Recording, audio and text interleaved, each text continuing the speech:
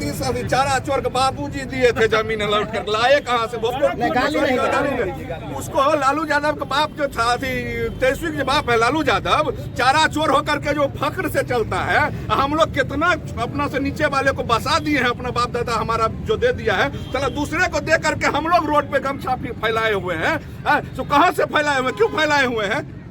अभी भी निकाले तो जमीन आधा से ज्यादा जो अल्पसंख्यक लोग बसा हुआ है भूमिहार बस्ती में, भूमिहारों के जमीन में बसा हुआ है। तो क्या कीजिएगा आप लोग? टैक्स हम लोग भरे, फायदा किसको मिलेगा? उन लोग को। पर लगातार आरोप लगता है कि आप आरोप लगाने के लिए लगता रहता है। रामचंद्र जी को कोई छोड़ दिया था क्या? आरोप नहीं लगाया था। हम लोग को भी आरोप लगाओ न भाई, लगाओ, लेकिन लड़ेंगे या घूस के मारेंगे।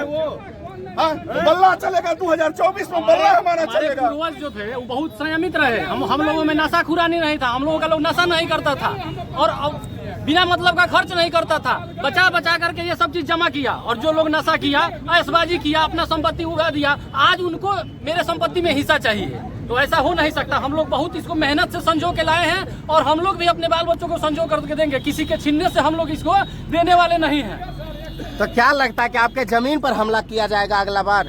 यही तो टारगेट है। संख्या कम और जमीन ज्यादा बताया जा रहा है। तो क्या इन्हीं को यह चीज दिखाई दे रहा है? इससे पहले वाले किसी को दिखाई नहीं दिया कि इन लोगों के पास जमीन है। और ये जमीन अर्जित कैसे किए?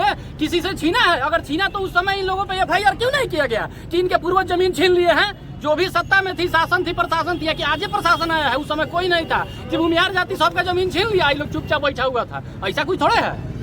कागज निकाला ना भाई, ग्राउंडे पर आओ ना। हमारा भी नेता है, तुम लोग भी है, सदन में बैठो या फिर कहीं चौराहा पे बैठो, चाहे हर जगह बैठा के एक पेपर निकालो, इतिहास उल्टाओ। इतिहास तो आप बदल रहे हो। तो आज क्या पैगाम देने वाले हैं सरकार? पैगाम यही दे रहे हैं, हम सब एक हो गए हैं और 2024 में वो जो क्या बोलता है खुट्टा उखड़न, वो कर देंगे और बल्ला चलेगा। हम किसी दूसरे पार्टी का झंडा अब नहीं उठाएंगे। हमारा अपना अस्तित्व है, हमारा अपना झंडा उठेगा और हमारा अपना बल्ला चलेगा। और जब तक ये समाज नहीं आएगा फिर से सत्ता में, तब तक किसी का विकास नहीं होने वाला है, या दलित हो या पिछड़ा हो। क्योंकि दलित और पिछड़े 32 सालों से शासन कर रहे हैं और विकास तो यही है कि ट्रेन में भर भर के लोग जा रहे हैं बाहर में नौकरी करने। क्यों नहीं उन लोगों को यही रोजगार दिया गया? हमारी जितनी चीनी मिलें बंद है, उनको क्यों नहीं चालू किया गया? यहाँ पे जितनी फैक्ट्रियाँ थी उसको क्यों नहीं चालू किया गया? कौन इन लोग को 32 सालों से रोके हुए था कि उसको मत चालू कीजिए? तो नहीं, ये लोग सिर्फ सरकारी नौकरी, अरे सरकारी नौकरी में पेंशन हटिए गया, रिटायरमेंट हटिए गया, कौन सी सरकारी नौकरी अब देंगे? और वो भी जो शिक्षक पहले से बहाल थे उन्हीं को फिर नियोजित करके और बता रहे हैं कि हम नौकरी दे दिए इनको। ये सब गलत नीति अब नहीं चलेगी। और हमारे दलित भाई या पिछड़े भाई जो भी हैं उनको भी ये समझना होगा कि उनको भी ये लोग बरकरार रहे हैं। दूसरे का हक हम मारेंगे भी नहीं और अपना हक छोड़ेंगे भी नहीं। यही चीज तो एक पत्रकार यदि दिखा देता है तो समझते हैं क्या होता है। अरे पत्रकार की जब मनीष कश्यप यही चीज तो दिखाता था कि वो उसपे इतना हमला इन लोगों के द्वारा किया गया कि दूसरे इन लोगों से जब नहीं बना तो दूसरे स्टेट के सरकार से उसको भीतर कराया गया और आज भी उसको बंद रखा गया है। और जो पार्टी कहती है कि हम उसके हिमायती हैं, वो भी कहाँ निकाल रही है। आज गृह मंत्री आ रहे हैं मुजफ्फरपुर, मनीष कश्यप को अगर चाहते तो गृह मतलब भारत में ही ये बिहार है और बिहार का हूँ ये लड़का है। पता है कि आज कई जगह प्रोग्राम है, पता है ना? पता है। अब भूमिहार कहीं गढ़ में है। हाँ, गढ़ में है। लेकिन सोशल मीडिया पे कहीं पे उन लोग का चर्चा भी नहीं है और रास्ते में कहीं गाड़ी भी नहीं दिख रहा है। याद आपको दिखा देते हैं कि मुजफ्फरपुर में भूमिहार ब्राह्मण की अधिक संख्या है, लेकिन वहाँ पर आज गृह मंत्री आ रहे हैं। वहीं दूसरी जगह हम बात करें तो नवादा में भूमिहारों की अधिक संख्या है। नवादा में कन्हैया कुमार को आज प्रोग्राम है ना?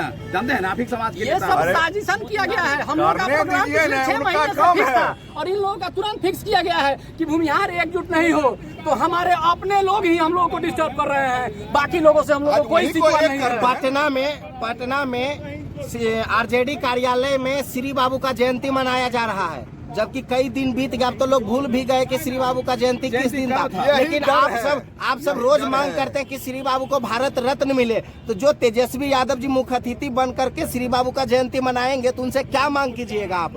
तेजस्वी यादव राजनीतिक लाभ लेने के लिए ये चीज कर रहे हैं, न कि श्री बाबू को भारत रत्न देने के लिए और श्री बाबू के वंशजों को उचित हिस्सेदारी और भागीदारी और सम्मान देने के लिए नहीं कर रहे हैं। वो अपने राजनीतिक के लिए तो इसमें कुछ वैसे लोग हैं जिनको वे फायदा पहुंचाएंगे, जिनको वे शीर्ष पे बैठाएंगे और उन्हीं के माध्यम से चाहेंगे कि इस समाज का हम नेतृत्व कर लें। ऐसा नहीं होने हम लोग देंगे। हम लोग के लिए जो आवाज उठा रहा है जमीन से, उसी के साथ हम लोग रहेंगे।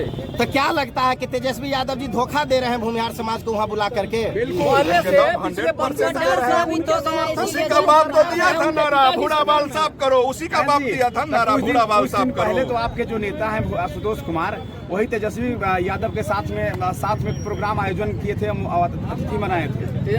मनाने समय स्टेटमेंट आया था कि हमारे पूर्वजों से जो गलती हुई है उसको फिर से आप लोग माफ कर दीजिए।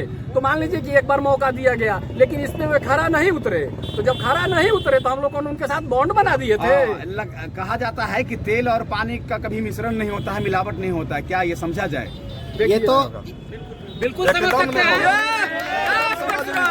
एकदम समझ लीजिए। लोग बोलते हैं कि तेल और पानी का कभी मिलावट नहीं होता। नहीं होता है। तेजस्वी यादव तेल है और भूमिहार पानी है। नहीं होगा जब तक वो हमारे हक की बात नहीं करेंगे, जब तक भूमिहारों की हक की बात नहीं करेंगे, तब तक जिंदगी में मिलावट नहीं होगा। अगर मेरे हक की बात कोई भी दल करता है तो हम उसके साथ जाएंगे, लेकिन अगर मेरे हक की बात नहीं करेगा तो वो मेरे मतलब सिर से जिसको हम वोट देते हैं उससे भी हम अलग हो जाएंगे। पंतु चाचा मुर्दाबाद। आज क्या करने वाले हैं आज भी लालू यादव के पास में 10,000 करोड़ का प्रॉपर्टी है, ठीक है।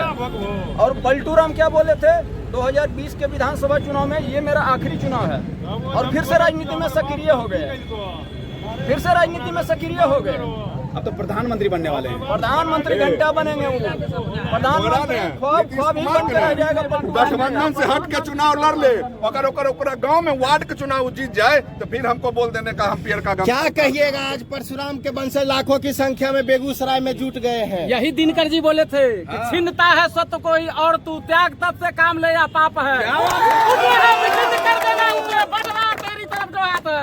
तो हमारी तरफ अगर जबरदस्ती करेंगे तो जबरदस्ती हमको भी करने आता है। छीन कर अपना अधिकार लेंगे। आज का जो महापंचायत है उसमें हम सरकार से यही विनम्र निवेदन करना चाहते हैं कि हम लोगों के समाज में भी गरीब तबके के लोग हैं, उन लोगों पे भी ध्यान दिया जाए, उन लोगों का भी जो हक है उसे दिया जाए। क्योंकि आप कहते हैं कि स्वर्ण जो है सो पैसे से मजबूत है, जमीन से मजबूत है, ठीक है हम मानते हैं, लेकिन चंद मुट्ठी भर जो स्वर्ण समाज हैं वही इसमें हैं, और बहुत सारे ऐसे हैं जो कि आज भी झोपड़पट्टी में अपना जिंदगी निर्वाह कर रहे हैं। तो हम सरकार नीतीश कुमार जी से यही विनम्र निवेदन करेंगे हाथ जोड़ करके कि जिस तरह से घर में एक माता पिता होता है अपने सारे बच्चों को देख रेख करने के लिए, उसी तरह से हर पूरे बिहार में एक माता पिता के स्वरूप में वो भी हैं, और उनके लिए सारे समाज, सारे राज्य के जितने भी जनता हैं वो